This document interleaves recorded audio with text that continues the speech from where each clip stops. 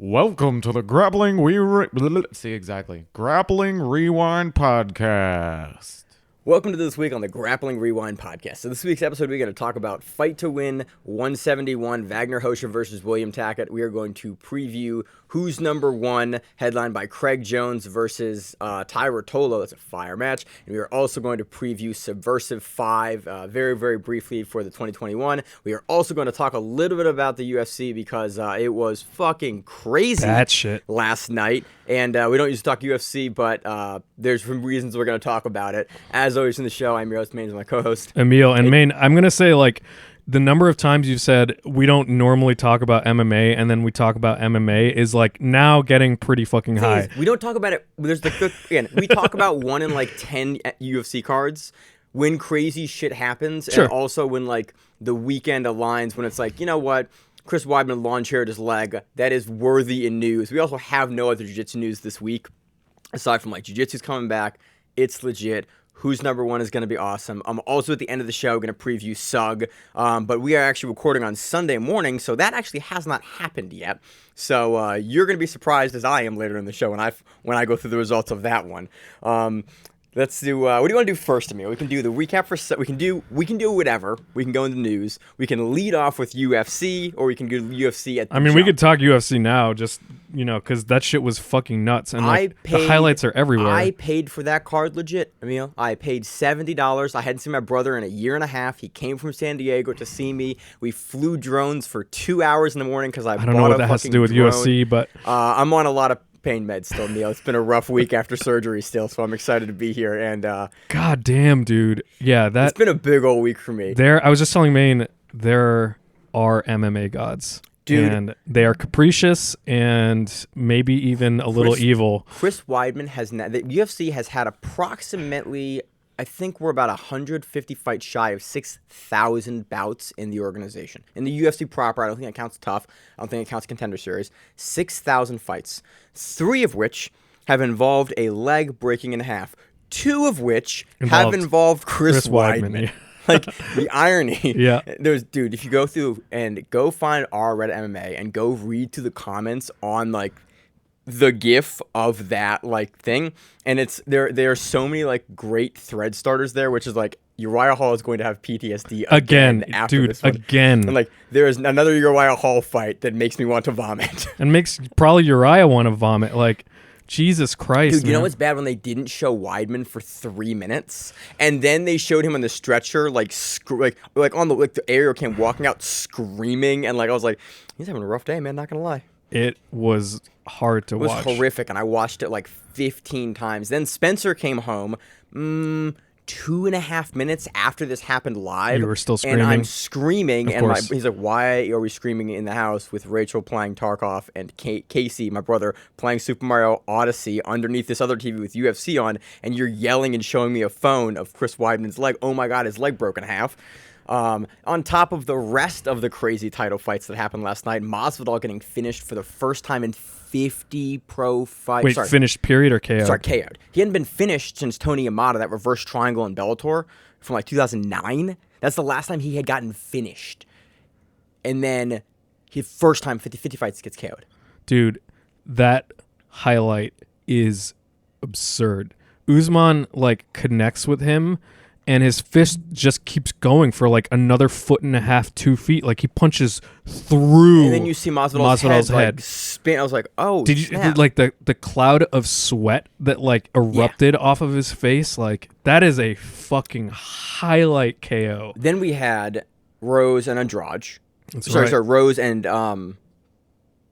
Weili Zhang, and Rose was like, hey, what's up? Head kick. Like, oh, title change again. Then we had Shevchenko and Andrade, which was like, hey, topside crucifix really fucking sucks. If you've ever been there in MMA, worst place to be ever. Top 5, definitely for me, worst training scenarios I've ever been in was having a guy elbowing me in the face from topside crucifix. Yeah, it's the fucking Khabib, man. Dude, 10 out of 10 would never, like, that is literally, in part, a reason I no longer train MMA is because of the top side. Getting fucking elbowed in my... It's the fucking pain train, dude. Dude, it's just like, you're there, like, cool, like, I'm waiting on the round to end while this guy elbows me in the face. Top crucifix sucks period. In jiu-jitsu. In jiu-jitsu, like, it's just soul-crushing because you really can't do much. We saw Junior Casio When in his title fight go to top cruiserweights. elbowing you, Yeah, it's I not. can't even imagine. We had elbow pads on, and it still fucked my whole week up. Fuck that. It was still like he was being nice to me, and I'm like, I don't really want to do this sport anymore, Emil. I was a white belt, and it's still, that was like 6+ years ago. It still sits out vividly as a moment in a round that I had in sparring one Saturday morning. Fuck that. And every time I see it, I get Chris Weidman PTSD. I'm like, I don't want to be here anymore. Yeah. So, great night of fights. If you haven't seen it, you missed out. Go back and watch the replays. Just watch the highlights even. They're fucking bonkers. And we saw Jimmy Crute, his leg exploded. I didn't see that one. Anthony Smith fucking kicked him in the nerve, and he got drop foot, and he just like wouldn't let the fight continue because he couldn't like walk on his leg. That was the fight before the Chris Weidman lawn chair leg, which my brother kept screaming like a fucking beach chair or a fucking lawn chair.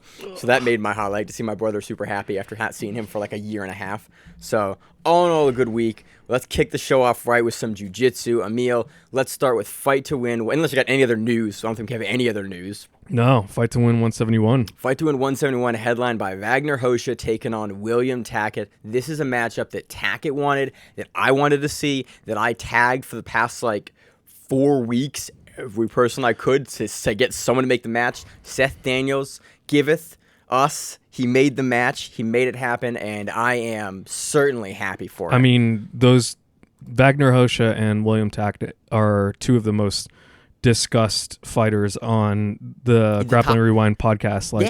We love both of those guys. They're exciting. They bring the fight. They'll fight anyone. And this main event delivered. Like, it was fucking thrilling. And it started off with if you haven't seen, if you missed it, if there was some weirdness with the stream, just FYI, all the videos now are they're up. So you can see I the watched videos. them as of this morning. It's Sunday morning. Yeah. You have to go find the individual match videos because the stream, I think, cut out with a bunch of matches left. I couldn't figure out exactly what was going on, but there was a stream issue, but the matches are now up as of this recording. So if you're hearing this, they're up. They're worth a watch.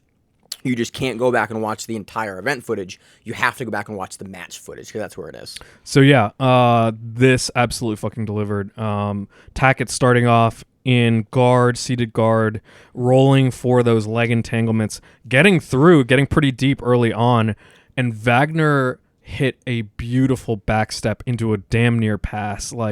So off the bat, you were like, oh, these guys are they're both fucking bringing it. What I loved about this match is because Vagner is a guy that we see a lot of times will play he will stall guys out. And he'll grind them out. It doesn't feel stally. It feels like stally. It feels different. When I say stall, I'm talking about he will not let you get going at all. Right. He's gonna shut your A game down. Yeah, he's gonna make you I can't get going. I'm in this stall. I can't. This felt a lot more like Vagner meeting Tackett at his A game and being like, all right, let's fucking do this. And there were 50-50 moments where there was even 50-50 game. Vagner is no joke in 50-50. He just he's comfortable. We talk about the Tanquinho match that he had in Fight to Win. I talked about it in the lead up to this match in the clip that I put on social media. Yeah. If you don't follow the Grappling Run on social media, please do. We post cool clips now and again. I talked about going back and watching the Tanquinho match prior to this match, and this match and the Dante Leon match were the biggest parallels I'd ever seen in this particular Vagner Rocha match, where he's on top, guys are trying to heel hook from him bottom, go to leg locks from the bottom, knee bars from the bottom, and he's stepping out, he's standing up, and then like you said, Tackett goes for the heel hook, Vagner steps all the way through and folds his leg and almost gets by for the pass. Right. And that was what, a couple minute and a half, 2 yeah, minutes minute in the and a match? half. It was pretty early on, and it wasn't. Vagner could have very easily, safely, lowered his base, which he has an amazing balance. But he was like, no, fuck it. I'm gonna do the risky thing. I'm gonna risk the back take. I'm gonna backstep and go for the pass. And I think it kind of caught Tackett off guard because Tackett was because Vagner historically isn't a guy that is. he is not risk averse, but he is going to play. And Zach talked about it, I think, 2 weeks ago when he previewed, or when he previewed the match. Like, he's doing the right things. He's not taking unnecessary risks, and he's always in position. So to have in those places where Vagner decides to take a risk, it throws guys off so much because you're not planning on Vagner like doing something risky. So when he does, you're like, oh, I did not at all expect him to do that, because Vagner has a very like specifically methodical styled game you know, he's going to play. Yeah, he's methodical and tactical. And you know, there's another moment where they get into a 50-50 entanglement, and Vagner is like totally cool. Like, he elects to sit back and start working his own leg attacks. There was, I think, 3 separate times in the match when that happened. He has like 3 pretty solid leg attacks. There was an Aoki lock. There was a heel hook attempt. The Aoki lock was funny because I love that commentary. I saw it, I was like, is that a reverse toe hold? And then commentary was like, Aoki lock. And I was like, oh, thank you, commentary. They were on point, like talking about positions and the transitions and like what was happening. I'm very, very happy with the commentary because, again, I love it when I see something and I'm like, what did I just see? And the commentary is like, this is what you just saw. On point for that. My favorite moment of the match, though, was a deep inside heel hook that Tackett hit. I know exactly the moment you're talking about. Yeah, it's like, it was this moment where like Tackett he has, you know, his legs triangled really well for the inside heel hook. He's nice, got a good high up on the thigh. Yep, he's got a good grip. He's got a good bite. Everything to the point, and it happened very quickly to the point where like there was a split second where Vagner, the way I interpreted it, like he paused and it was I'm waiting like to see what happens. And then, you know, Tackett wasn't like exploding through to like rip his knee apart. And then after that split second, Vagner started defending. Yeah, but there was a pause there. So I saw that, and so you saw him like pause. I saw that, and I saw Vagner go, do I let it break? And I went, oh, because a lot of times there's something I can't describe it. I'm going to try to describe it right now. When we see guys almost do the hover hand thing. Yes, like, exactly. But it wasn't a hover hand. No. When you see gangsters like our man Vagner Rocha, it's not like it's like kind of Vinny Magalhaes. It's not like there's no I'm going to tap to this. It's like, do I let him break it or do I like tap? I'm not going to like think about tapping, but like it's either going to break and I'm going to tap, or like I'm going to see what we're going to do and try to defend. And Vagner went, do I let it break or do I have to tap? And it was like he just paused to look at the foot and went, I'm going to fight this out. And then just to have the wherewithal in that position to not stop. Like he did stop defending for a second, but he looked at it and he went, pause. What are we going to do? He's like, what? Basically like kind of like almost the ball's in Tackett's court. Like, what's he going to do here? Right. And then like Tackett goes, oh, I gotta like finish Vagner Rocha, and Vagner goes, no, you don't, and just starts to defend, peels the hands, peels the leg out, and you're like, dude, to have the confidence in your game, the clarity in your game, and like the not confidence, but just like the experience and what's the word I'm looking for? Just like calm, the calmness in that moment to not go like, oh, do I have to not, just to go like, we're going to see how this plays out for a second, and I'm going to have to do what I have to do. And then just like, I wish I could hear what they were saying to each other afterwards. Because they were laughing. They were both laughing.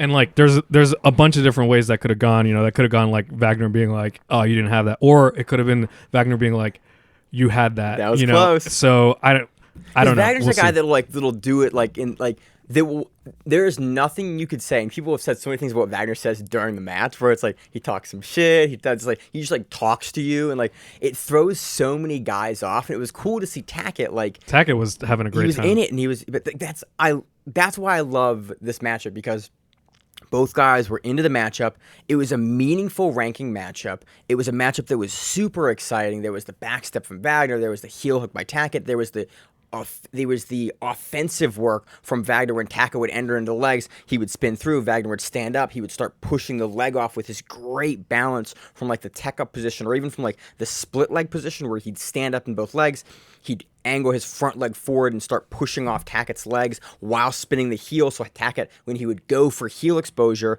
to try to get the heel hook, his leg would be turned and have Vagner could pull out and change base and start to pass Vagner and work has it. Some of the best balance in that very specific entanglement that you're talking about. He is unshakable there. The Dante Lee, going back and watch, like when I first noticed it, and it's probably early in his career, but the first time that specifically I noticed it was the Dante Leon match, because Dante Leon at that point in time, at the Grappling Industries match, I want to say 2013, 14 maybe, might have been like 17 or 16 or something like that, but Dante is underneath trying to dig for the heel hook and trying to knock Vagner over from this low side single leg X like 50-50 position from the bottom. And you see Vagner just doing the exact same thing he's doing with that balance. And you're like, how is he not knocking over? And Dante is like kicking the outside foot out and doing all of this stuff. And Wagner's just up. And when he sits down, he pops and he pushes off. So it's like you have to tech him up, but your legs are underneath him, so you can't tech up right. And he can get up first on you and start fighting it out. It's such a really interesting way to engage in that position, and you don't see enough people like do it like that. Everyone gets worried and starts to stall and starts to like try to do their own thing. Like, I'm gonna only pass here, versus Wagner's gonna he's going to use what you are giving him to pass and to open up and defend and like make you have to keep working to push him over on the bottom, but you can't because his balance is insane. Man, what the fuck did you put in this coffee, man? This is like, Maine gave me a cup of coffee that looks like motor oil, and I'm halfway through it and fucking buzzing. And now I see why. It's good coffee in here.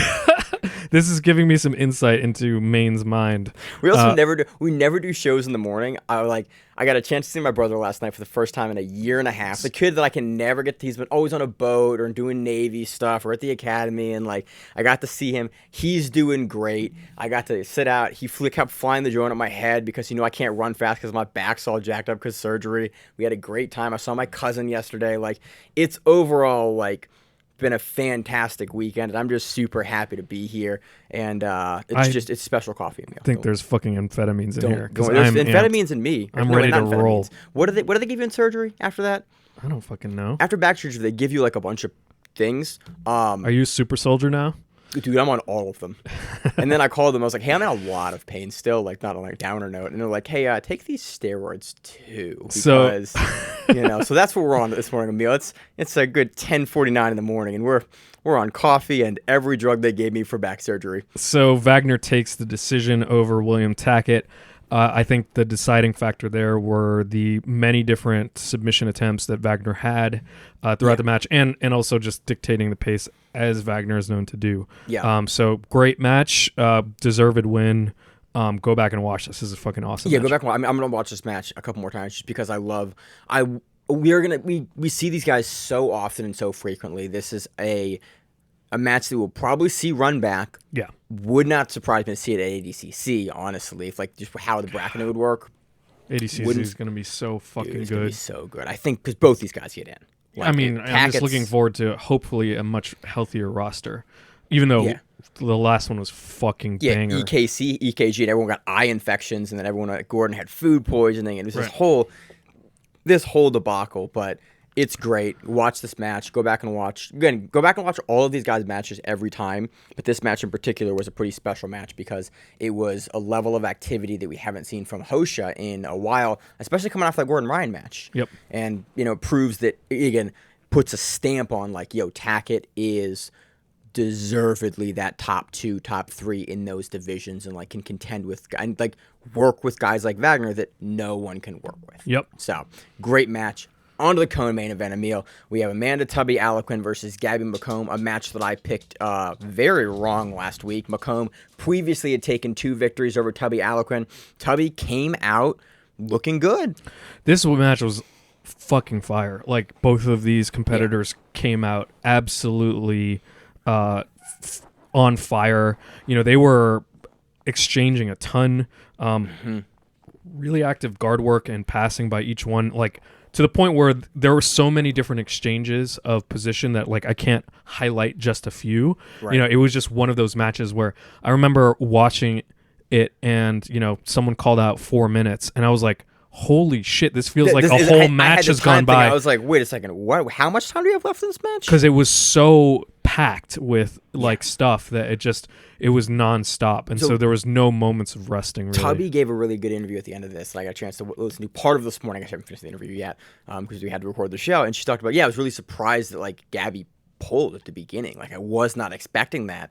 And again, because they have history before, it was really interesting because I thought Tubby's passing looked really, really good here from the top. And I thought, like, that's where she was kind of making her hay and controlling it until the fucking triangle. So I watched this and I even had to screenshot it because I was like, this is great. But in the last like 2 minutes, Tubby starts inverting. And she does the like walking forward on the shoulders, like fully inverted thing. And you could tell Gabby was like, I'm not having this. And she was keeping her distance. And Tubby then reset. So she rolled through to sit down. And Gabby sees that moment and reflexively like leans in to make contact again. And in that moment, Tubby snaps Gabby's head down and forces Gabby to post out on an arm, getting her into a triangle, like just snapping it into a beautiful triangle, reverse triangle, and starts attacking the arm for like, a minute and a half. Yeah, something like that. A good portion of the match. And like, it was a good match. I thought Tubby still had the edge going into that. And then with that submission, I was like, oh, like MaComb is going to have to turn on the afterburners to like escape, first of all, because we know Tubby has a good triangle game. And she's in like, it wasn't that like bullshitty, like, oh, I'm in the triangle kind of, but not. It was like, no, you're like MaComb is actively having to defend out of the triangle and like push back and pull. I think the reverse triangle was more of a control position, but like Tubby was trying to rip the arm out for the arm bar. Like there was the control enough with the reverse triangle where it's like the arm was extended and you're like, okay, MaComb is legitimately having to do some real work here to defend an active sub that Tubby is putting up. Right. And then Tubby actually, like eventually Gabby's able to like work a little bit better position and Tubby goes for the teepee, like in the middle of it. That her brother had hit earlier in the match, and her brother was in his match earlier in the night. Her brother was in her corner, and the commentary on point, letting me know that because I hadn't seen that yet. Yep. It was just such a cool moment, and then ends in a Darce attempt. With like about 10 seconds to go. Yeah. And that was the match, and then Alequin gets the win. Anything else on the match? No, that was Alequin gets the win via split decision, and she is now the first female 2-division adult champion. Yeah, I think they said the first adult 2-division black belt champion, but I think it should be female because I think there's another. Or at one point in time there was a 2-division male champion. But I do not know. But it could. But Seth honestly is usually good about that on the broadcast. And he said first 2-division champion. In our results here, in our results here, it's listed as first female 2-division champion. But I think it might actually be the first 2-division champion. But in my head, I remember because that's what Seth said. But I remember somebody else. Although, yeah, I know that there's definitely been 2 divisions, and like one might be masters, one might be adult, type right, shit. Yeah. There's a lot of guys that we have that have. Again, I want a big ass fight to win title chart because I made one for like 6 months, and then it became it's hard. There's a lot of divisions. And then I was like, okay, I can do this, or I can do 4 other things, and I can't do all of them. Oh, this is really hard to do. At least the adult would be great to have. You wouldn't be. I should use my my surgery recovery time to do that. But I also have to plan my wedding, right? Which I have been instructed to do a couple of things that I haven't gotten done yet, and that's coming up. Wedding's coming up. I gotta get some things on. I also can't lift anything yet. So like, all right, you're overcharging computer stuff for the wedding. I gotta get a playlist together for the wedding still. So that was that match. Another great match. Watch the match. I thought the Vagner match was the fight of the night, but I think you talked about you thinking this match was the fight of the night. This match for me was just so active, and really exciting, thrilling match. But they're both amazing. Both definitely worth going back and watching. Next match on the card, we have Junior Ocasio retaining his bantamweight title, not by submission either, which I was very, very surprised by about. dominant control, though. Like he did a great job at settling down over Jesus, and settling into side control, like doing a classic deep side control, like not not like a tripoded or anything like that, but like the bringing the elbows in and like almost This vice is the side clamping control down. I love to play as a tiny guy. Yeah. Because this is a bantamweight title fight. Yeah. And Casio is historically a bantamweight. Like, he'll go up because like there is, I'm not gonna use the word less talent. There are less folks at the lower weight classes for the men. And Ocasio is a natural bantamweight that frequently fights at 45 and even up. But he was actually on Instagram this morning talking about like, or yesterday before the match, like, hey, I'm on weight. I'm at the weight I like to be at. And so it's cool to see a guy that this is a size very similar to me play that type of side control, because that's the control I like. There's not a lot of space, not a lot of movement. It's like, yeah, you're stuck here. Like, I am keeping you here. You're viced in, elbows nice and deep. But we saw that after Ocasio did like what he is very famous for and like hunt the legs super hard. But Jesus did such a good job repeatedly just like defending, and at numerous pieces in the match, you like didn't put up a whole lot of offense versus Ocasio, but Ocasio is a guy that we typically don't see have to enter into the legs more than like 4 times maybe before like he grabs a heel and it's like that's it. Jesus did another thing that I thought was really, really interesting. He did that old school like gator roll, heel hook attempt. Oh yeah, early on. Yeah. I remember that. Yeah. That was wild. That ended up being I think a pretty solid attack. And yeah, they had to roll 2 or 3 times. So it was clearly something that that Junie had to react to. So that was really exciting. And the first time that Junie was able to get into side control, he was up and he went for a flying guillotine that almost like went off of the mat. So that was like an absurdly thrilling moment too. If you didn't see the video, I just had to handle the dog. The dog was walking around. Yeah, that was a great moment. That flying guillotine transition over there. Yeah, into the side control, in the beginning, the very first one. So really great exchanges back and forth. When Junie got to side control, he hunkered down. And like very clearly was going for like control. And then you heard Murillo, like, and they actually on the broadcast they talked about Murillo's like the baritone. I think they called him the baritone section. I was like, you hear Murillo's like, oh yeah, Murillo. That's it. Yeah. You can hear him on the broadcast because he is so low below the noise floor of everything else. You're like, hey, Murillo told him to do that. Oh, he's now doing that. Oh, Murillo's told him to do that, and he's just like, it is cool to hear. I always hear Murillo in matches with Ocasio in like the positional stuff. Like he seems to let Junie, or at least I don't hear him as much in like the submission offense. But when it gets to like positional, like, hey, how to control, you see that Murillo Santana like game come in where it's like, I am just gonna hold you and pressure you and make your life miserable. And take super tight hip control and like low control on both the hips and high control on the shoulders and neck and face. I did like here because it showed more folds in Ocasio's game. Like we saw some of his passing when the knee cut pass was like really slick. When he went to the well on the legs, like, and it didn't work out for him. We saw him have other stuff, and that's one of the things that I love to see, especially because Ocasio is a younger guy, like a newer black belt. Although we've been covering him since he's a purple belt. I like that he seems to still be expanding his game and showcasing, like, look, man, I'm not just a leg locker. Like, when it doesn't work, I can do the positional top control again. I can control the shoulders. I can get to the top. I can go for topside submissions. Like, yeah, I would elect, whenever they reset, he elected to pull and would enter into the legs because that's where I think he feels the strongest. But he showcased here, like, the range of technique that he had, both on the top and on the bottom, and the control that he had in those positions where it's like, okay, you can do both. I did really appreciate, though, that he's going for a topside like arm position, and then he jumps over and he goes for the leg and he enters into the knee bar. Because I taught that, I actually showed that. I went, look, it was one of my last classes I taught before back surgery.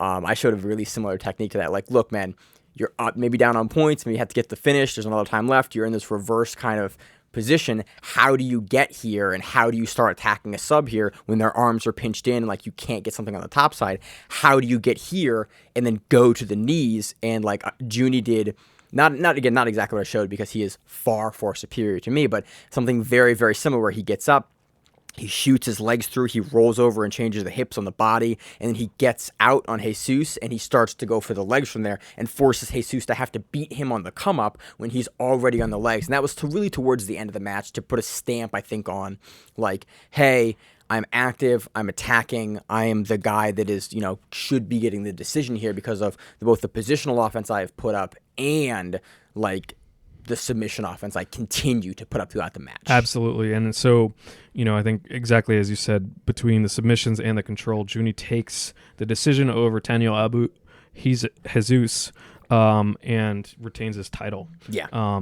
Great match, great series of matches for the sort of main card there. Yeah, a bunch of so I don't have the rest of the matches listed out. Oliver Taz was on the card. He was not able to win his match. I watched it this morning. I don't recall who he was against. Another big name guy, and that is going to bother the shit out of me to later. But watch those matches. All three of these matches were outstanding and great, and it was a great week for combat sports. Emil, do you have anything else for Fight to Win? I'm happy that even if they had a stream issue, I'm happy that woke up in the morning and that shit was up and we got to watch it. And again, we never do a 10 in the morning Sunday morning recording on the show. Still able to get it done. Like, Full Grappling and the Fight to Win crew has gotten better and better and better over the years. There were years ago, we've kind of going back into the well, that there was like a days between. If you didn't catch stuff live, you didn't catch it till Wednesday or Thursday of the next week. Yep. Morning of after tech issues, they're up. I can't speak to enough like how much that service has improved and like why you should have it if you're a fan of professional jiu-jitsu. It's worth the money. It's like $150 a year. I paid $70 for a pay-per-view last night. You get events every week on Fight to Win for high-level guys and multitudes of other events. It's worth it, and it was awesome. So that's all I got for Fight to Win 171, Emil. Don't have the results, so we can't read through those. Let's move into the preview section. I'm going to do this out of order because SUG hasn't happened yet, so I'm going to talk about SUG at the end of the show. But let's move into the preview section for who is number one, Craig Jones versus Tai Ruotolo. What do you think about this match, Emil? The whole card is actually very compelling again. Do you want to run through the card first and then talk about the matches, or what do you want to do? Yeah, let's quickly list them out because this is a stellar lineup. So we have Craig Jones versus... Want more coffee? No, thank you. I'm not even finished with this one, and I'm already buzzing.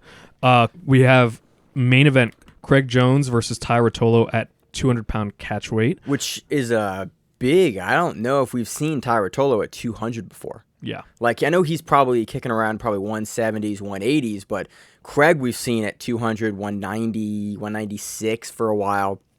So I think, Craig will have a size advantage here, but I've been looking at the interviews for Ruotolo. Immediately we're going to go through the card, and I've already cut you off already. Ruotolo looks big here, like way bigger than he looked a couple of months ago, which is like, I'm very curious to see how close to that 200-pound limit he is now. Yeah, man. That's the thing about watching teens, go into, early adulthood is, they fucking, and particularly if they're professional athletes, they grow like fucking crazy. Yeah, we'll have another growth like crazy in a couple matches here. Yeah, so then next up we have Rafael Lovato Jr. versus Gilbert Burns, Dorino. We have Nicky Ryan. Another child prodigy athlete that has now gotten yoked and jacked. Versus PJ Barch. That's going to be fucking awesome. I'm going to say it here. I'm going to try to get an interview with Barch this week. Great. We'll see. I don't know. I'm just started to talk to him to get some footage from him, but awesome. I'm going to try to get an interview with him this week. We have Jessica Khan versus Grace Gundrum. For some reason, I thought this match had changed. This might have been Maisa Bastos, but I don't know. This match might be changed. Super excited for this match if it's still happening, but I don't know why I thought this one had changed. We have Ethan Krellinston versus Cade Ruotolo. The rematch, baby, that we all wanted to fucking see because it was controversial as shit the first time. Ethan was injured last time. Now they're both back. God, I'm excited for this matchup at 155. And then last on the main card, Andrew Wiltsey versus David Garmo. This is an exciting match at middleweight. Also on the prelims, we have Jessica Crane versus Laura Sears. This is a really, really fun matchup. We're probably not going to get as much of a chance to preview this matchup, but very, very good. And we have Hassan Rita versus Sloan Clymer on the prelims as well. We'll talk end of the preview section. I'll run through these guys, but you should watch this next weekend. Every single one of these matches, they are worth it. Let's get into the previews. Yep. Where do you want to start? We'll start at the top. Craig Jones versus Ty Ruotolo. The way I see this going is, Craig is very obviously, we learned from the Vinny match, if he latches on, he can break anyone's leg. Yeah. There's no one's leg who he cannot break. However, no one is unbreakable. Well, yeah, I don't see. So it'll be a question of, can Craig settle on the leg?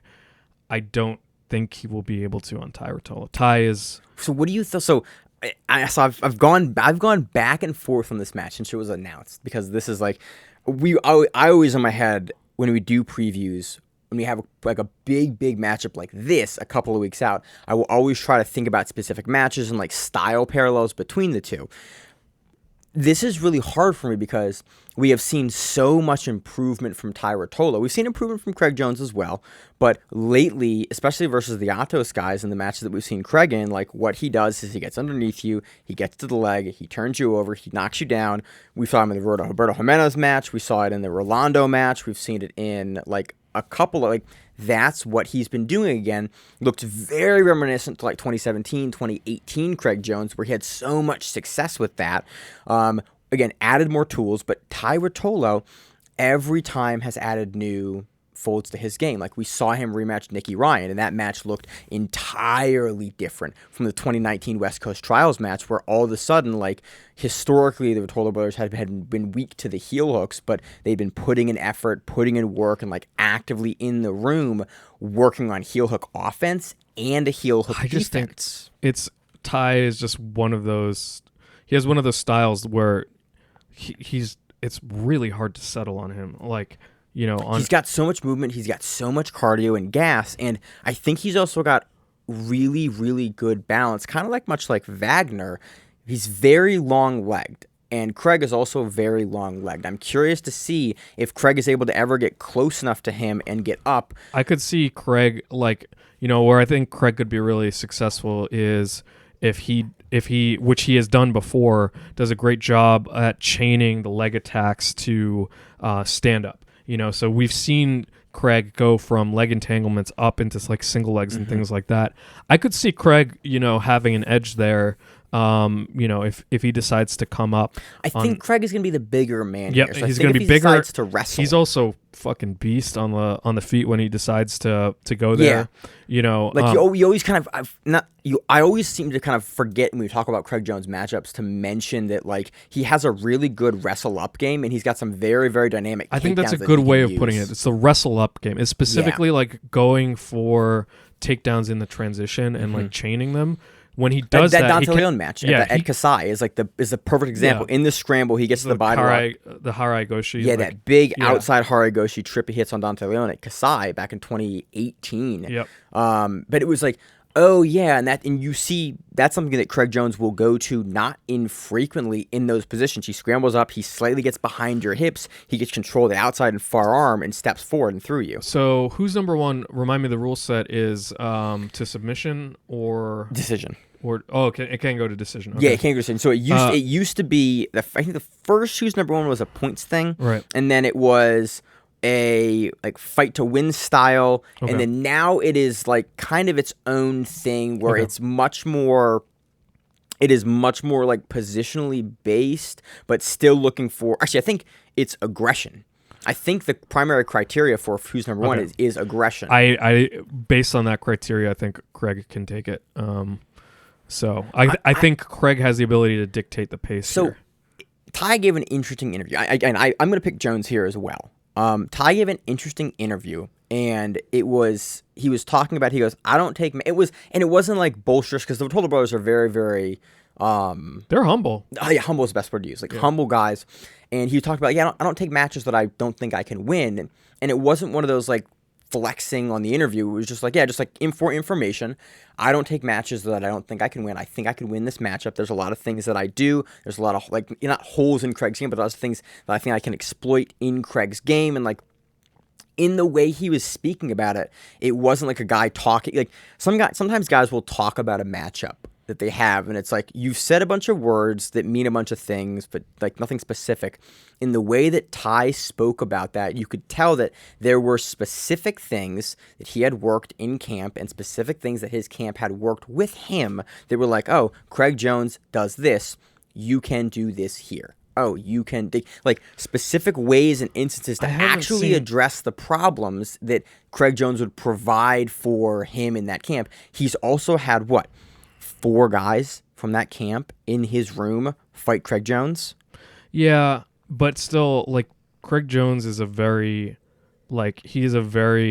unique and, like, well, even though we know him for the leg locks, like, he's pretty well-rounded. Like, he doesn't have a total kryptonite aside from, like, being physically shut down, right? Like we saw, like Deniz, or even like in a different way, Mason Fowler. Yeah, like, who we'll talk about later in the show. Like, he's defending his title itself. Unless you can impose physicality on Craig Jones, I haven't seen like a whole lot of weakness from him, and so I don't see Ty doing that. I don't see him physically overpowering Craig Jones. No. The only thing that I think could really trip up Ty here is I think Ty is going to come in aggressive, looking to prove a point. And which I want to see, especially from a young grappler like Ruotolo. And that is something that Craig feeds into so well. Yeah, yep.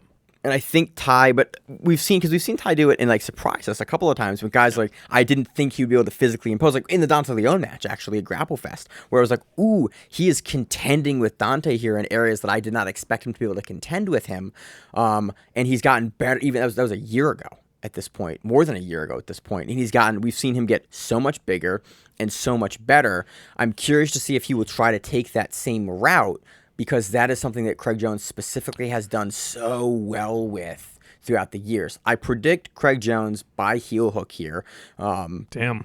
I'm going by decision, but yeah. But because I just think that at some point, Ty will see an opportunity and an opening, and he will decide to go for it, because that is sort of what we have seen him do. We haven't seen him play the safe game for the entirety of a match. And it's kind of why we like covering the Ruotolo brothers, because he is consistently committed to improvement and engaging and showcasing his jiu-jitsu.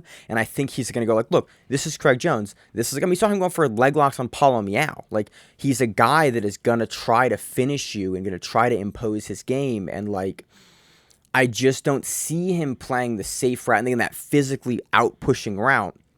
And I see Craig being able to get underneath him and then be able to control the legs and catch him, although I expect Ty to surprise me at least once or twice in this match with new things that he has not showcased before, and that is why I'm most excited about it. So I think it'll be a very good learning match for Ruotolo. Again, I could see Ruotolo, playing the outfighting game on Craig Jones, potentially getting a pass here and there and like taking this to a very close decision, but everything on Who's Number One that Craig has showed us that when someone's going to be aggressive with him, he's going to get underneath. And historically, guys that have parallel, Rolando and Jimenez, that have some parallels with Ty's game, he has done very well in it and been able to submit. So that's how I see it going. But great match. I'm going with Craig's by decision. And then next up, we got Rafael Lovato Jr. versus Durinho. This is a good at 205. So this is heavy for Durinho. I like this matchup a lot. I do too, because it's two MMA guys. Well, not two former world champion jiu-jitsu guys in the gi. They've been out of the gi for a couple years. Lovato's come back. Durinho just recently fought for the title against Usman. Was finished in that fight. But they were giving Durinho, when he'd come back into submission grappling occasionally, they were giving him matches against guys that were like at the current top of the crop. And it was just like, man, he's doing MMA right now. Right. Like, you're not there. I'm not getting a chance to see Durinho's skill set like in grappling, because he's not currently like he's not focusing full time. Lovato has moved over from doing MMA like 2 years ago after having the brain stuff come out, and then going back into jiu-jitsu. Lovato's going to be the bigger guy here. Durinho But this is a match that there's a lot of parallel from the same era in grappling, like both that 2010, 2011, 2016 era, like when they were both really, really active. They both made the transition over to MMA at a very similar time, and they've both sort of, Durinho and Lovato throughout their MMA careers have stayed in the grappling scene. Lovato's going to be bigger here, but this is the kind of match I want to see for both these guys because I have a lot of questions about where Durinho's sport grappling is going to be at. Yeah, I mean, to me, it's going to be can Durinho pressure past Lovato's guard, and Lovato's got a fucking good guard, man. Lovato's fucking good. I mean, they're both you have good to be everywhere. Cyborg, really, to like, you know, you have to be on that level, I think, to confidently. Oh, you mean one of the best guys exactly, fighting? Precisely. Yeah. One of the best guys to confidently get past like Lovato's guard. I'm a little worried it's at 205. And I think that Durinho, although he's moved up to 170, Lovato is historically a middleweight. And he was a decently sized middleweight, a 185er. I mean, you look at Lovato in his Bellator fights, jacked and cut at 85 and like working to get down there.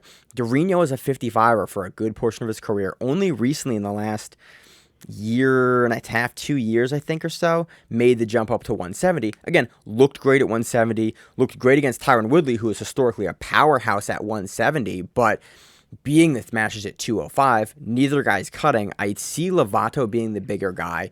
I see him having a strength advantage in this matchup, and I just see we see him more frequently. He's getting more comfortable back in the professional submission grappling scene. Durinho's last match, I think, was versus Tommy Langacker in Polaris, which was kind of a jump ago. I'm happy about the matchup. I think this is a very tough matchup stylistically, size-wise, and just with the game Lovato plays for Durinho. I'm picking Lovato. And do you think he subs him? That's a great question. I'm trying to remember. Lovato tends to go for subs late. I remember him being very active with subs from the guard, and I'm trying to remember what he has a particular setup, and I can't fucking remember. It's that step over armbar. He goes to the side, he passes you, he grinds you, he gets the low side arm, and then he'll pop up and he'll go for that armbar on the side as you turn over. So you think he sweeps, he goes for sweep and then submission. Yeah, that makes sense. Yeah, that's kind of what I think. I don't think either guy will pull. Like, both guys are good enough wrestlers. I think I kind of do want to give the edge to Gilbert on the feet. Yeah. Just because his style, like, for some reason, I favor his wrestling a little bit. But even as the smaller man, there is no cage, so it is a little weird. Seeing Lovato pull here wouldn't hugely surprise me. He's going to be longer. He's going to be bigger. And he's going to have that diesel guard. Yeah. Yeah, and to be able to sweep. That's how I see it going. Yeah. I just think, again, we don't see many people pass Lovato. Durinho kind of coming out and coming off of MMA, coming back into submission grappling, and then Lovato's been grappling more recently. I just don't know if he can get around the guard of Lovato. I see Lovato sweeping here and then controlling, potentially getting past. It wouldn't surprise me to see a sub here from Lovato, but it also wouldn't surprise me to see Durinho just be very, very, not cautious is the right word, but just like very controlled and like defensively sound, because historically has been very, very defensively sound. But I do see Lovato pulling, sweeping, getting to the top, and then cutting past, and then like controlling from the top. Durinho fighting off some subs at the end of it, and then that's how the match goes. But I've been surprised before, and this is a match I want to see. For the reasons we spoke about before. Anything else on that? I was just trying to look up my old notes on Lovato. Have they fought before? I don't think so. Because they're from the same era. Like, it really would not surprise me to have them both met up before. Because I think Durinho is a 2011 world champion. I think Lovato's 2010. You know, I'm looking through that. We don't have anything past 2015 right now. Yep. I was looking back at the Cyborg match, and that I forgot how much stand up there was in that. At the Substars one. Yep. Okay. They were battling it out on the feet for a long time, basically for like the whole match. There's a lot of foot sweeps and like bad In the overtime, or that was a 45-minute match. Yeah. So it's hard to say, but I think I've seen Rafael get really comfortable in the guard. So Gonna pick Lovato by decision. Yep. Yeah. Next match, the match that I am fucking... Actually, I'm pumped for all these, but I'm going to do it anyway. I'm fucking pumped for this match. Nicky Ryan taking on PJ Barch. Nicky Ryan looking Jack Diesel. Barch also looking crazy good, especially after Emerald City Invitational. 4 subs in the EBI tournament in regulation. Looked amazing in his final match versus Alan Sanchez. I'm so fucking excited because, like, right? When PJ gets on a roll like that, he's one of the best submission grapplers. He's just so exciting to watch. It's a catch weight. It's a 175. Yeah, which I think is a good weight for both guys now. Like I think that's right where both guys sit. Yeah, I have a feeling PJ is going to be bigger. But really, think, dude, we haven't seen Nicky Ryan in a jump, and everything Nicky Ryan has posted on Instagram, or I've seen from the DDS guys, like he looks. He's giant. Like all lat, like dude. I love it, man. He's got that like he's got swimmer like kind of like build. He's got that. I'm 19 years old and just got super serious about weightlifting and just like am in bulking, and he's bulked up like so quick. He doesn't have that like cut physique yet, but you see how much mass he has put on. I don't know if that's going to change the style of Nicky Ryan's game because we haven't seen a ton of really changes Nicky Ryan's game in the last, I want to say, 3 years. It'll be interesting because PJ will fight you anywhere, and what I would personally love to see is this starts off on the feet, and they both like Nicky. Hopefully his brother's obviously a great wrestler, and he's in the room with wrestlers like with Nicky Rod and with even like Krellinston. Krellinston's no joke. Is no joke on the feet either. Yeah. And pick all of the guys in the DDS squad. Like none of them are jokes anywhere on the feet and on the ground. What we've seen predominantly time and time again is Nicky.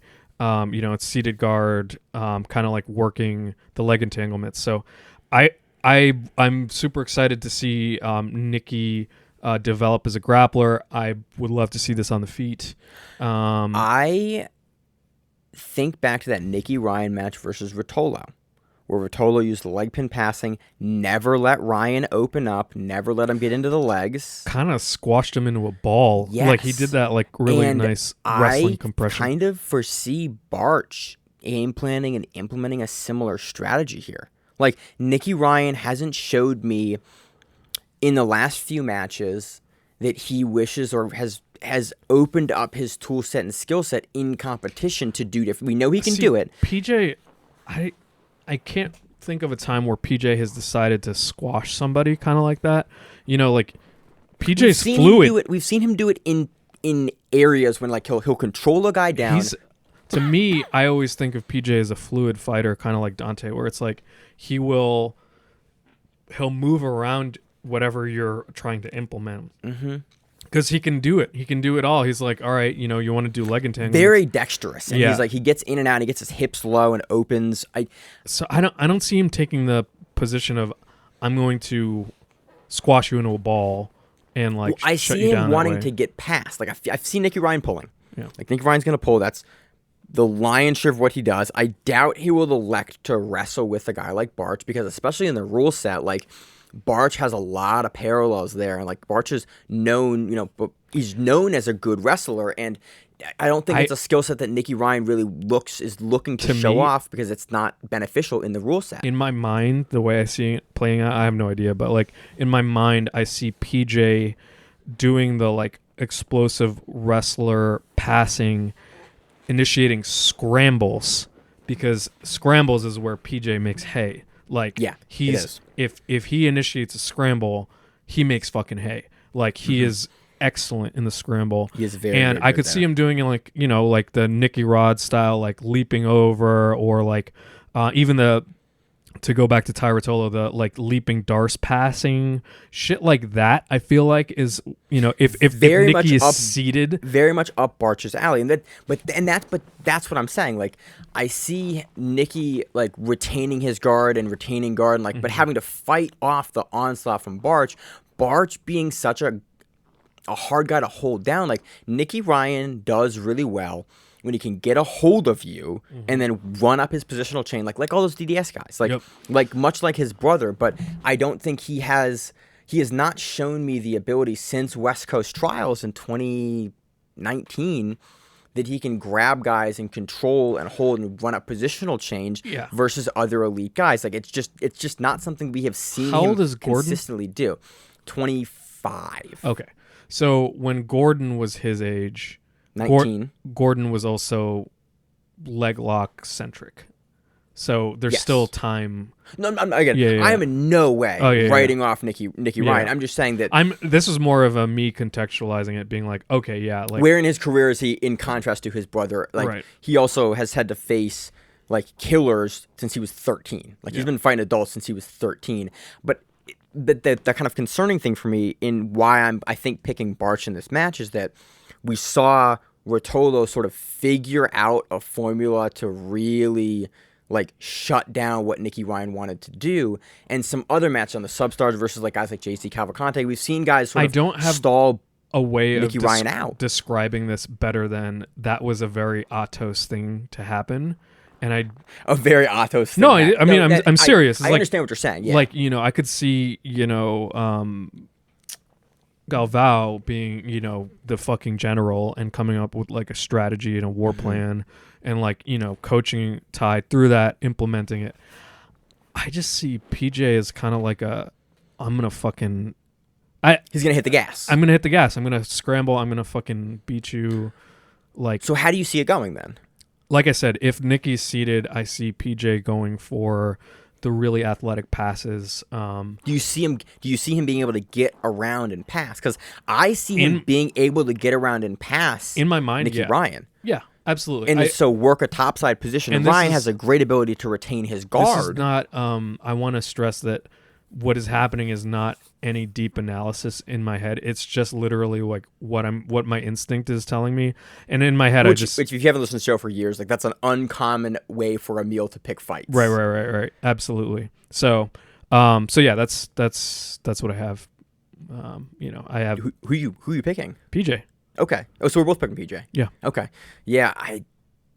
I think stylistically, this like Barch has, especially in who's number one, because aggression is the primary thing. He's going to be the more aggressive fighter on top and diverse. Now, I'm saying that I'm delighted. I actually love being wrong about certain things and most things, and in particular when you have a developmental fighter like Nicky Ryan, who's still like even his physical body is still going through massive changes, let alone his game. Like, he looks different. I would love for Nicky to prove me entirely wrong and go in a completely different direction. So yeah, we'll see how it goes. And we can definitely see that. Like, he's at that new camp. They're in Puerto Rico. They're settled in now. He looks jacked, and he didn't look jacked last time we saw him fight. Like, a couple of months, like 4 or 5 months ago. Yeah, like he's had a couple injuries, but his match. Number one sparring partner is Gordon fucking Ryan. And the rest of the guys at DDS, like we've seen matches with him and Panna. We've seen footage with him and Panna and Buchecha and Kronston. Like, he has the tools to get it done. In the rule set, I'm going to favor Barch. Barch has shown me just consistent improvement, and I haven't seen a whole lot of new tools from Nicky Ryan, although at any given time, we can see those because that camp is like, look guys like Nick Rodriguez. Yep. At any time, they show us new tools. So, next match, we have Jessica Khan taking on Grace Gundrum. This is a no-gi bout, strawweight. This is a tough matchup for Khan. I was about to say, yeah. I got Grace, of course, by leg lock. By leg lock. Yeah. Yeah. I kind of want to go the same thing. We've seen Grace more. We've seen Khan more. We've been seeing these two ladies fight more and more. They both have fights with Maisa Bastos, where they've both taken the L's versus that. They both have wins over Patty Fontes, but this is the match to make it strawweight, and Grace being only focused on Nogi and Jessa popping between the gi and Nogi, and in the room at 10th Planet Bethlehem that Grace has been in under the tutelage of like J.M. Holland and Zach Maslany, like consistently fighting and getting better. But I think we had Grace had a match on Emerald City Invitational as well where she looked good. Like, this is a really tough match from Khan. We saw Khan look really good versus Danielle Kelly at the last Who's Number One. That was also a no-gi bout as well. Danielle Kelly is a Studio 84 woman under the tutelage of Dre Budo. Again, a really good, like, known for her wrestling. I just see Grace pulling, and I just see Khan, like, doing a good job trying to get around, but I see Grace being sort of frustratingly difficult to consistently get past on and control, and going to continue to throw up submissions. Khan is someone who will also consistently sort of throw up and be aggressive, so I see it being a lot closer than I initially had thought, although I see Grace like entering into more attacks. I see Khan being more aggressive. I think this is going to be a very, very hard match to decide, and I think it will be a controversial decision here. Although seeing Grace be successful on one of her entries into the legs also would not surprise me here. What do you think? Like I said, I see Grace by leg lock. That's reasonable. I mean, again, we've seen that from Gundrum many, many times as well. Right. Wouldn't surprise me. So, anything else on that? Rematch, Ethan Crelinsten versus Cade Rotolo. This last one went to Cade. Very controversially, thought a lot of folks, and I think me included, thought it should have went to Crelinsten. And I think this was a fight-to-win match where they talked about the criteria, and this is where Seth posted, like, hey, here was our criteria, here is where he won. And even after reading that and, like, rewatching it, I went, yeah, I still would have given that to Ethan. Yep. I don't know how much the dynamic of this match has changed. It's been 6 months or so since the last match, maybe a little longer than that. I think this match looks very similar to the first match. Yeah. I think that Ethan will... I think Ethan takes it. Yeah, I think we will see what happened in the first match, but I think Ethan is going to kind of even more aggressively put stamps on the match in the areas that he knows he has to, because he knows where he lost the match, and he is going to make even bigger efforts. Like, look, I know what Kay did last time. I know what I'm going to do this time. I'm going to, like, I agree, put stamps in the places where I didn't last time. Both of these camps are so good at, like, strategic adjustments, and they also, like, don't like each other, the camps. And so, like, they specifically will put a lot of time and game planning into, like, going against each other. And they're keeping score. Like, they know when a DDS guy beats an Atos guy and an Atos guy beats a DDS guy. Like, they keep score. So they put special emphasis on these matches. And so I'm guessing that they're putting a lot of camp resources into, like, these fights. So it also wouldn't surprise me to see some differences in the approaches that either of them take, and this match could look wildly different. I don't think it does, because I don't think enough time has passed for both guys to really drastically shift their game or be, like, willing to shift their game versus another high-level opponent like Cade or like Ethan. But just given how that first match went, I see Ethan taking this one and it looking similar to the first match. You know, that being said, Cade opens up a little more, has a little more success in the areas that he had success in the first match. It could, you know, he could take a decision. I do not see a submission in this match, although Ethan had some great attempts in the first one. Cade also had some attempts in the first one. Like, this is it is very much a toss-up, which is why it was so controversial the first time.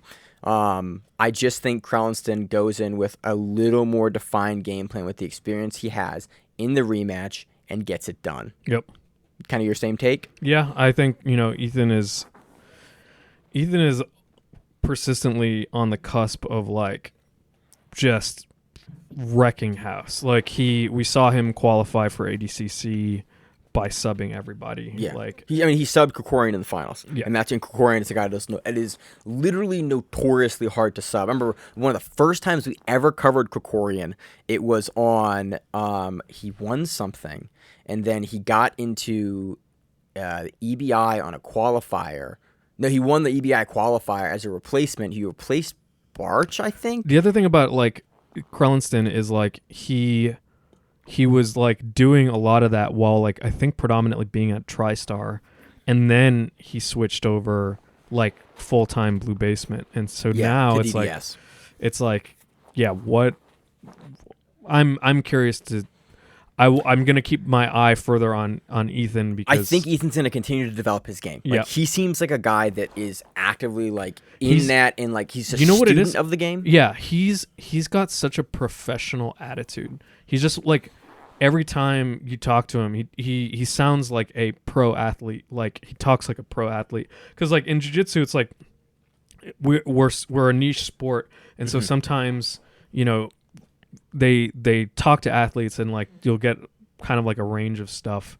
You get weird answers. You get guys are like, "How do you think that's going to go?" I think I'm going to implement my game plan. Dude, it's like, okay, that doesn't tell me anything about what you're going to do. Krellenston will give you specific information about And like, just, like, he's here, and like His demeanor too, like Yes. everything. He's thoughtful in the way that he approaches matches in a way that a lot of athletes aren't, or in a way that a lot of athletes cannot articulate when you speak to them. Yep. And Ethan will kind of give you, much kind of like Gordon Ryan and Gary Tonin, will give you specific things where it's like, oh, he's good here, he does this, I'm looking to exploit X, Y, and Z, and like, implement this piece of my game here because I think that I am stronger here. I see how he passes to the left. So it's like, oh, very, very like a student of the game, and in speaking to him, he gives you that. And so we've also seen a lot of big improvements from him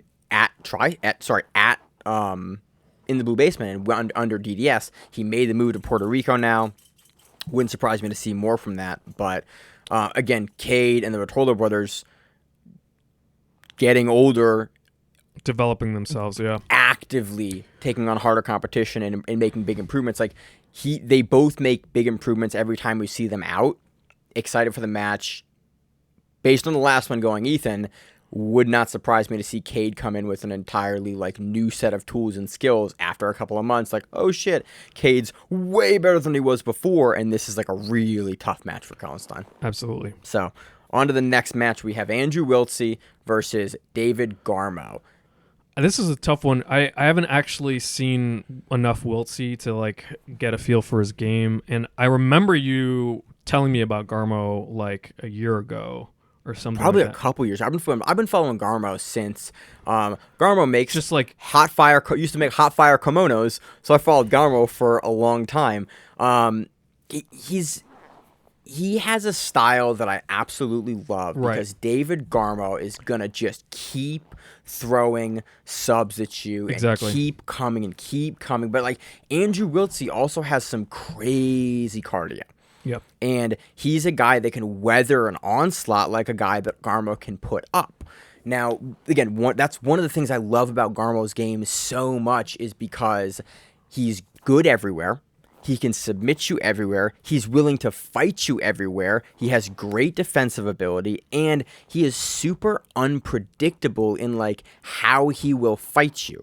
With Andrew Wiltse, we know he's going to be primarily a pressure submission wrestler. He has a very good guard game that I think is underrated by a lot of folks. I think he pulls. I think he forces David into the guard, and then I think we're going to try to see David outside passing, and then I think we're going to have to see him going for the legs on the outside because I think Wiltse is going to try to like push off Garmo. I do see Wiltse being the bigger guy here at 85. I know Garmo's big, he's strong, but Wiltse has surprised me a couple of times with just his strength and also the consistent ability to like just show me versus guys that are like bigger and strong. Like, oh, he can wrestle him down, he can take him down, he can like lean on him, and like he has consistently shown me, and even in his YouTube videos when he talks about rolling and sparring, and he posts on Reddit frequently and like talks about kind of training mentality and like how to actually make consistent improvements in game and like in your rounds. Like his approach is very, very unique, and it's why he has kind of had the rise that he has had and beaten the guys that he has beaten. Garmo is an incredible test for him because Garmo is gonna be a guy that's like doesn't really care as much about positionally where he's fighting you. He's going to continue to force you to defend in all positions. Yeah. I could see Wiltse getting up, putting Garmo on his back, and then Garmo continuing to force Wiltse to try to defend out of theirs. Wiltse's passing has looked good. I think being the slightly bigger and kind of stronger guy will give Garmo some problems here, but wouldn't surprise me to have Garmo just with the, again, who's number one, the aggressiveness factor being such a big thing, Garmo having such an edge in that area where it's Wilty will sometimes like play not a defensive game, but a very measured and like controlling game. Garmo has the aggressive and the aggressiveness in burst, where he's going to keep throwing at you,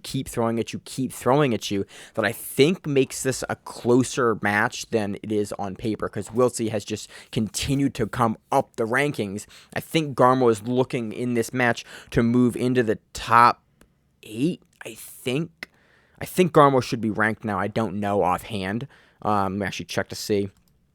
But again, Garmo has a style that I absolutely love, but Wilty has just consistently shown me that like he can play spoiler to a lot of guys and like halt a lot of guys. So exciting match, good match, very hard to pick. I do want to lean Wilty a little bit here just because he is consistently, I think his last match was over Barch, and he has a win over Barch. I know he's been super hot on Barch. Garmo, a guy looking to come into the rankings, become a factor and a force.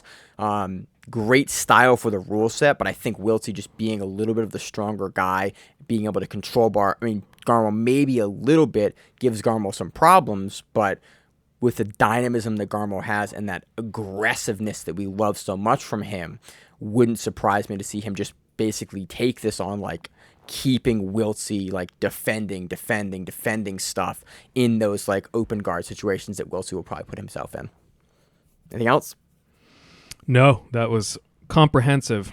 All right, next match, we got the prelims that are live on YouTube and Facebook. If you don't have Flow, you should get Flow because these are great matches and they're worth your money.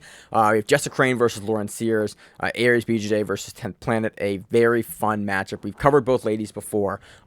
It's good. It'll be exciting. This is not moving into the rankings, but I think both of these ladies are on the cusp of moving into the rankings. You will be seeing more of both these ladies. It's a great opportunity to be able to watch them for free.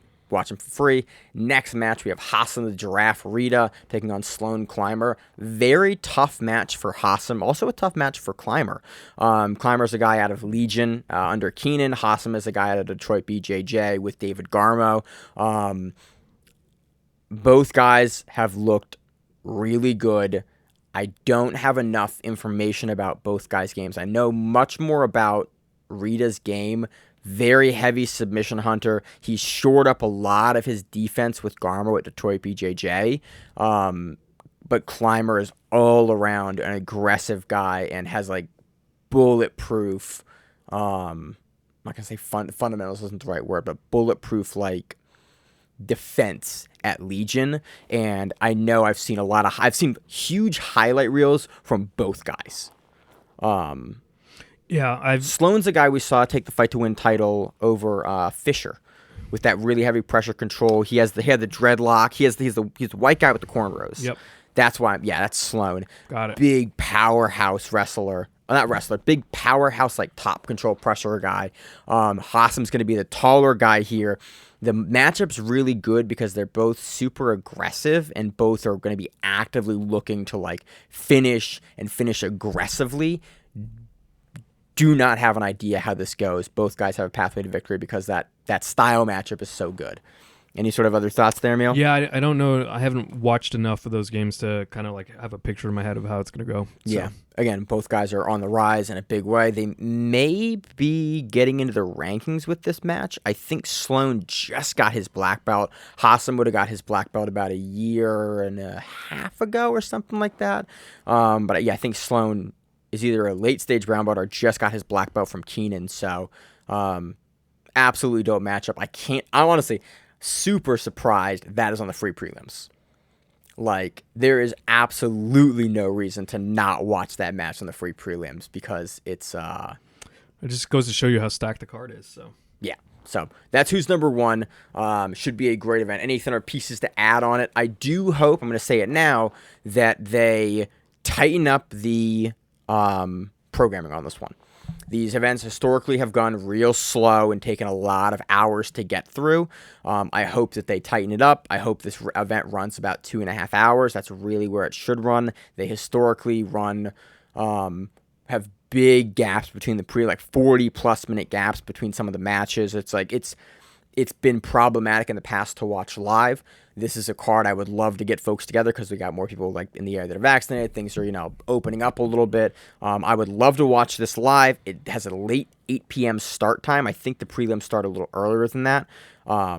But I hope that they, tighten it up so I can have folks over at the house and we can watch these fights, because I definitely want to do that more in 2021, is have people over to watch fights, because it's a fun experience, and Who's Number One cards are definitely ones to get guys from your gyms together to watch, A, from a technical perspective, but B, also because these are like the best guys in the world, and these are pay-per-view level cards. So that's all I got for the preview for Who's Number One, Craig Jones versus Tyra Tolo. God, that's a good matchup.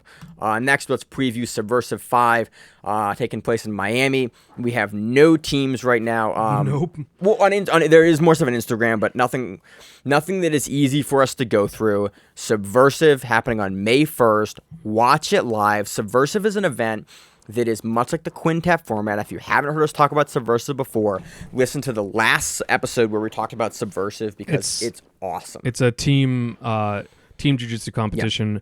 Yep. The difference predominantly being that the matchups are already predetermined for the teams. They're all by weight. They're by weight, it's either, I think this is probably going to be it's a 3-on-3, because I know we have some of the guys from Studio 84 have a team. Amanda Levy got her black belt. I forgot to talk about that in news.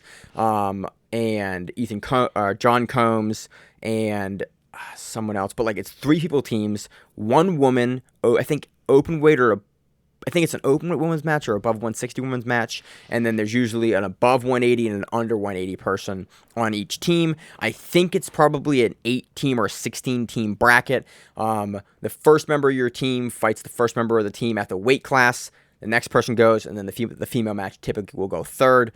And then the best 2 out of 3 moves on to the next one. It's a tournament bracket, but it's done by weight, so it's not like the Quintet format that's open weight where you can fight through, but your team is looking to win best 2 out of 3 for the people at the weight. I hope that made sense on the broadcast here. It's super fun to watch live. There's a lot of matchups that are just like, oh, that guy's fighting this guy. Oh, that's crazy. You get a lot of matchups that you don't usually see.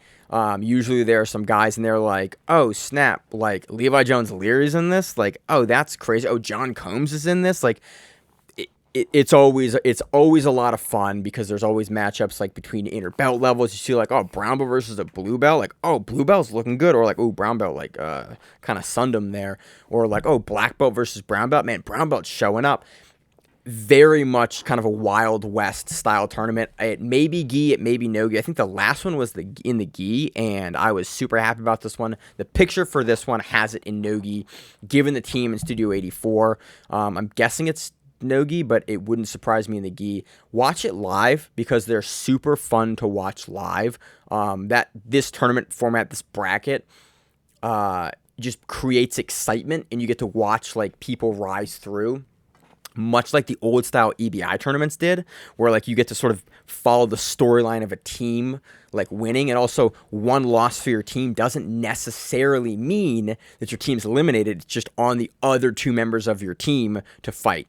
In the first round of Subversive, typically, if your first 2 team members win, your second member has to go, and then your third member has to go. I think in the later rounds, you can elect to have buys. So if you win your first 2, your third member doesn't have to go. I forget, I could have that reversed, but that's Subversive. It is a submission only and a decision thing. Runs great. It's a lot of fun. Watch it live. But watch both events live. Should be a great weekend of grappling. I think here I will probably cut in the talk for Submission Underground 22, which is Mason Fowler versus Andy Varela. So in that main event, Mason Fowler gets it done in overtime rear naked choke. Dude has a hell of a squeeze. He retains the absolute title for Submission Underground. Very curious to see who he's going to face in the future. And that is really all that happened. Let's move into the outro now. But that does it, I think, for this week, Emil. Do you want to move into the outro? Let's do it. What do you got going on this week? Anything fun? Chilling, man. I just got. I'm about to hit 2 weeks on my second vaccine. Nice. Did it murder you like it murdered me? No, That's awesome. no, I didn't. I'm like the only person I know that like I got like the really hard symptoms on the second vaccine. I was just like, this is rough. I know a bunch of people that had tough stuff, but I have a feeling that I was exposed to the virus pretty early on. So, I have no evidence of that though. So, no tests. No tests. Dude, I'm yeah. so happy everyone's getting vaccinated. I hope like before my wedding, just like Yep. most of the guest list now has it, has been vaccinated, and I'm so happy. I'm like, thank you for not killing our grandparents. Yep. Like, I'm so happy about that. I'm so happy that like we're able to have the wedding and like it'll be safe. And looking forward to training. It's gonna be open bar. So and also training when I can train again, even though I'm 2 weeks post back surgery and on take it slow, buddy. Lots of back pain medication. I'm gonna go back. I'm going to PT this week. I think I'm starting at end of this week. That'll be 3 or 4 times a week. I'm gonna legit do what I'm supposed to be doing. I mean, you literally moved a basket for me because it's too heavy for me to move. I'm gonna take it seriously. I would love to get back to training and competing. I'm very excited. I've been buying shitloads of stuff on Amazon. I bought a DJI Mavic 2 mini drone with the extra flight batteries.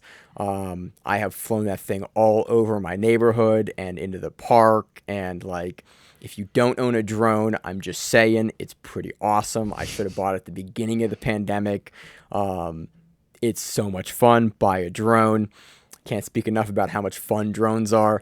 So that's this week for me, is just healing up, making an event calendar again, making a hosting calendar again, and then basically prepping for my wedding, and then just healing. Basically, I'm trying to, stay safe and just like relax, heal my back up, deal with some of the pain and the residual nerve issues that I'm having. I'm going to get some MRIs and x-rays this week to make sure that there's not additional bone fragments in, because they took out more bone fragments than they took out bone fragments as part of the surgery that they weren't anticipating to do. So that was validating to know that, like, hey, I had extra stuff in my spine that was pushing on the nerve, which accounts for some of the pain. The nerve's still acting up, so going to deal with that. Probably have an update on Maine's back surgery again next week if you care about that. But it is going to be a dope show. You probably are going to be on next week. Yeah, I'll probably be on next week. That'll be fucking awesome. So looking forward to that. Shoot us a message on Instagram. Follow us on Instagram, Emil, if you want to shout out your handles or not. I'm good. All right. Follow me at Maine Does Jiu-Jitsu, which actually is kind of ironic right now because I don't. And follow the show at Grappling_Rewind. Shoot us a message. We have a great couple of weeks lined up of events, and I cannot wait to cover them. As always in the show, I'm your host, Maine, and the co-host, Emil. And we are the Grappling Rewind. We will see you on the mats whenever that is. Stay safe. If you like the show, please consider sharing it on Facebook with the folks at your gym. It's the best way that we grow the show, and we really appreciate it. You can reach out to us on email. We also have Instagram. We have Facebook. We have Twitter. We have Google+. Until that shuts down. We have a website. If you have an event you would like to have us cover, please let us know. If you have a name, like most people do, and you'd like to have us stop butchering it, let us know. Reach out to us. The show is also available on YouTube, Spotify, in addition to iTunes and every other podcast service. We very much appreciate your time, and thank you.